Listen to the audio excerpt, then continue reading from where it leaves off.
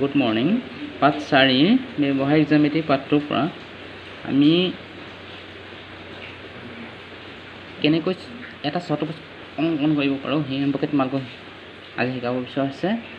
ধৰ্ম 1ৰ মতে আছিলে 4টা বাহু আৰু এডাল কৰ্ণৰ দিশ দিয়া থাকিলে আমি এটা চতুৰ্ভুজ অংকন কৰিব পাৰোঁ। মানে এটা উদাহৰণ লৈছোঁ। প্ৰশ্ন চতুৰ্ভুজ ABCD অংকন কৰা য'ত AB equal 4 সেণ্টিমিটাৰ, BC equal 6 সেণ্টিমিটাৰ, CD equal 5 সেণ্টিমিটাৰ, DA equal 5.5 সেণ্টিমিটাৰ আৰু কৰ্ণ AC ইকুৱেল 7 সেণ্টিমিটাৰ। এতিয়া এই চতুৰ্ভুজটো আমি অংকন কৰিবলৈ প্ৰথমতে আমি কি কৰি ল'ব লাগে চোৱাচোন। ABCD চতুৰ্ভুজটো অংকন কৰিবলৈ আমি কি কৰিব লাগিব চোৱা। প্ৰথমে বাহুকেইডালৰ জোখ অংকন কৰি ল'বা। মানে দ্বিতীয়তে এখন বেয়া কাগজত চতুৰ্ভুজটোৰ আনুমানিক চিত্ৰ অংকন কৰি চাব লাগে। ইয়ে বিন্দুকেইটা বিচৰাত সহায় কৰিব। মানে যেনে ধৰা ABCD চতুৰ্ভুজটো অংকন কৰিলে কেনেকুৱা হ'ব, ধৰা এনেকুৱা এটা চতুৰ্ভুজ হ'ব হয়নে, ABCD হয়নে, এইটো এটা ABCD চতুৰ্ভুজ। এই ABCD চতুৰ্ভুজটোৰ কৰ্ণ হ'ব AC, ধৰি লোৱা হ'ল মানে AC হ'ল কৰ্ণ।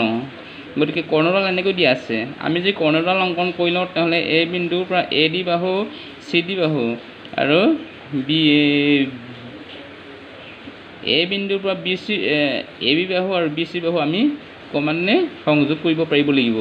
তেতিয়াহে ABCD চতুৰ্ভুজটো আমি পাব পাৰিম।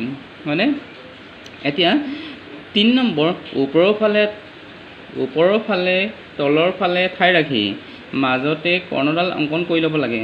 আমাক প্ৰথম ধৰ্মটো অনুসৰি চতুৰ্ভুজ অংকন কৰিবলৈ হ'লে প্ৰথমতে আমি কৰ্ণডাল অংকন কৰি ল'ব পাৰোঁ হয়নে। আমি ইয়াত অংকন কৰিছোঁ, এডাল কৰ্ণডাল প্ৰথমতে অংকন কৰিছোঁ AC কৰ্ণ মানে AC অংকন কৰি আমি কেনেকৈ ABCD মানে AD আৰু CD সংযোগ কৰিলোঁ এতিয়া আমি শিকিম। মানে 4 নম্বৰ কৰ্ণৰ মূৰত থকা প্ৰান্তবিন্দুৰ পৰা কৰ্ণডালৰ মূৰত থকা যিটো প্ৰান্তবিন্দু A বিন্দু B বিন্দু জোখমতে পেঞ্চিল কম্পাছেৰে চাপ আঁকিব লাগে আৰু চাপৰ ছেদ বিন্দুৰ লগত সংযোগ কৰিবা। তেতিয়াই তুমি অংকন কৰিবলগীয়া চতুৰ্ভুজটো পাবা। ইয়াৰ নিচিনা আমি এনেকৈ কৰ্ণ অংকন কৰিম হয়নে। ঠিক আছে। 5 নম্বৰ তোমাক প্ৰয়োজন হ'ব এটা জ্যামিতি বাকচ। জ্যামিতি বাকচ নাথাকিলে তুমি চতুৰ্ভুজ অংকন কৰিব নোৱাৰা। জ্যামিতিত থাকিব লাগিব স্কেল, পেঞ্চিল কম্পাছ, কাটা কম্পাছ, কাঠ পেঞ্চিল, ৰবৰ, কোণমান যন্ত্ৰ আৰু ত্ৰিকোণী দুটা হয়নে। এতিয়া 6 নম্বৰ অংকন কৰাৰ শেষত আমি অংকন কাৰ্য লিখিব লাগে হয়নে। গতিকে তোমালোকে অংকন কাৰ্য লিখিবলৈ চেষ্টা কৰিব লাগিব। অংকন কাৰ্য নিলিখিলে চতুৰ্ভুজটো অংকন কৰাৰ মানে সমাপ্ত নহয়। অ'কে, এইখিনি কথা গোটেইখিনি তোমালোকে ভালদৰে মনত ৰাখিব লাগিব। এতিয়া আমি চতুৰ্ভুজটো কেনেকৈ অংকন কৰিম চাওঁ। এতিয়া চতুৰ্ভুজ ABCD আঁকা য'ত ABCD কিন্তু একেটাই প্ৰশ্ন। এই প্ৰশ্নটোৰ মতে আমি সমাধান কৰিম। প্ৰথমতে আমি AB বাহুডাল অংকন কৰি ল'ম। যিহেতু বাহুকেইডাল প্ৰথমতে আমাক অংকন কৰিব দিছে 1 নম্বৰ নিয়মতে প্ৰথমে বাহুকেইডালৰ জোখ অংকন কৰি ল'বা। আমি অংকন কৰি লৈছোঁ বাহুকেইডালৰ জোখ মানে AB 4 সেণ্টিমিটাৰ, স্কেল দি মানে ধুনীয়াকৈ জোখ লৈ AB 4 সেণ্টিমিটাৰ, BC 6 সেণ্টিমিটাৰ আৰু CD 5 সেণ্টিমিটাৰ আৰু DA 5.5 সেণ্টিমিটাৰ আৰু AC 7 সেণ্টিমিটাৰ জোখত আমি স্কেলেৰে অংকন কৰি ল'লোঁ। এনেকৈ অংকন কৰি ল'বা, শুদ্ধ হ'ব লাগিব জোখটো মানে। ইয়াৰ পাছত আমি ওপৰৰ পিনে আমি ঠাই ৰাখি তলৰ পিনে অলপ ঠাই ৰাখি আমি AC কৰ্ণডাল অংকন কৰি ল'ব লাগে। এডাল AC কৰ্ণডাল আমি অংকন কৰিলোঁ স্কেলেৰে। ওপৰৰ পিনে অলপ আমি ঠাই ৰাখিছোঁ, তলৰ পিনে ঠাই ৰাখিছোঁ। যিহেতু ওপৰৰ পিনে পাব লাগিব বি বিন্দু, তলৰ পিনে আমি ডি বিন্দু পাব লাগিব। মানে স্কেলেৰে অংকন কৰিলোঁ এ চি। অংকন কৰাৰ পাছত আমি এ বিন্দুক কেন্দ্ৰ কৰি আমি ওপৰৰ পিনে বি বিন্দু পাবৰ কাৰণে এ বি সমান 4 চেণ্টিমিটাৰ জোখত পেঞ্চিল কম্পাছডালে ধুনীয়াকৈ জোখ ল'বা। মানে ধুনীয়াকৈ পেঞ্চিল কম্পাছডালেৰে তুমি জোখ ল'বা। এনেকৈ জোখ ল'বা। জোখ লৈ এতিয়া এ বিন্দুক কেন্দ্ৰ কৰি এই এ বিন্দুৰ পৰা কেন্দ্ৰ কৰি ধাতু মূৰটো এ বিন্দুত ৰাখিবা আৰু কাঠ পেঞ্চিলৰ মূৰটো ওপৰৰ পিনে ধুনীয়াকৈ ঘূৰাই দিবা। ঘূৰাই দিয়াৰ লগে লগে এডাল চাপ অংকিত হ'ব। এডাল অংকন হ'ল। এতিয়া একেদৰে চি বিন্দুক কেন্দ্ৰ কৰি চি বি পাবৰ কাৰণে বি চি পাবৰ কাৰণে এই বি চি বাহুডাল তুমি ধুনীয়াকৈ জোখ ল'বা। বি চি বাহুডাল তুমি ধুনীয়াকৈ জোখ ল'বা।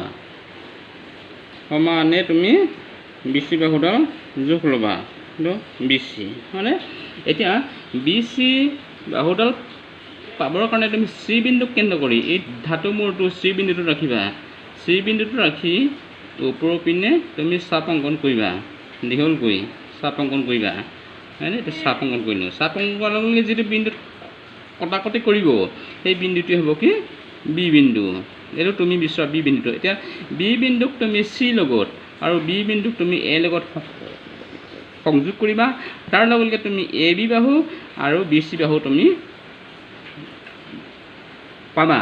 মানে এতিয়া একেদৰে ডি বিন্দু পাবৰ কাৰণে এ বিন্দুক কেন্দ্ৰ কৰি মানে এ ডি জোখ ল'বা। এ ডি বাহু এইটো যিহেতু এ ডি বাহু আমাক দিয়া আছে, গতিকে এ ডি বাহুটোত পেঞ্চিল কম্পাছডালেৰে তুমি ধুনীয়াকৈ জোখ ল'বা।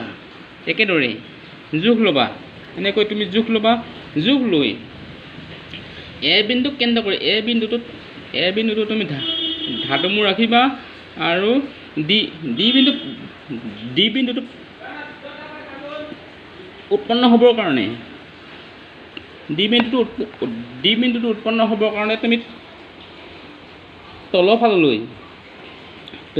ফাললৈ ধুনীয়াকৈ চাপটো অংকন কৰিবা। এইটো চাপটো অংকন কৰিবা। এনেকৈ চাপটো অংকন কৰিবা। এনেকৈ চাপটো অংকন কৰিবা। চাপ অংকন কৰাৰ লগে লগে একেদৰে তুমি চি বিন্দুৰ পৰা তুমি চাপ অংকন কৰিবা। চাপ অংকন কৰাৰ লগে লগে তুমি যিটো বিন্দুত কটাকটি কৰিব সেই বিন্দুটোৱে হ'ব তুমি বিচৰা ডি বিন্দুটো। মানে ডি বিন্দুটো এতিয়া তুমি ডি বিন্দুক এ বিন্দুৰ লগত আৰু ডি বিন্দুক চি বিন্দুৰ লগত সংযোগ কৰিবা।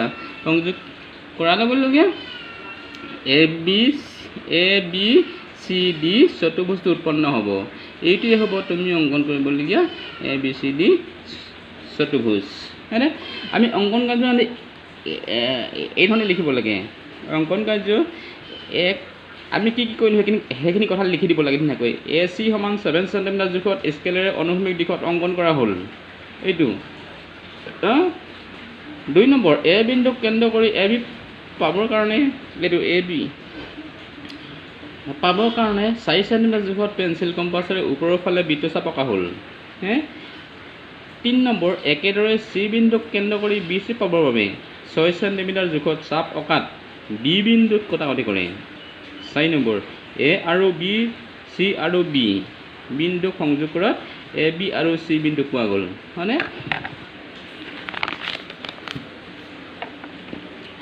এ বিন্দুক কেন্দ্ৰ কৰি তলৰ ফালে এ ডি পাবৰ বাবে 5.5 চেণ্টিমিটাৰ জোখত চাপ অঁকা হ'ল। একেদৰে চি বিন্দুক কেন্দ্ৰ কৰি চি ডি পাবৰ বাবে 5 চেণ্টিমিটাৰ জোখত বৃত্তচাপ অঁকাত ডি বিন্দুত ছেদ কৰে।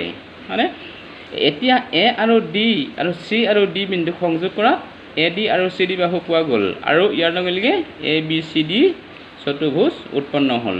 মানে এইটোৱেই হ'ল আমি আঁকিবলগীয়া এ বি চি চতুৰ্ভুজ। মানে খুব সহজ। এই কথাখিনি তুমি যিখিনি কাম কৰিলা সেই কথাখিনি আমি লিখিছোঁ। একাধিক্ৰমে তুমি কেৱল চিন্তা কৰি লিখি যাব লাগে। হ'বনে?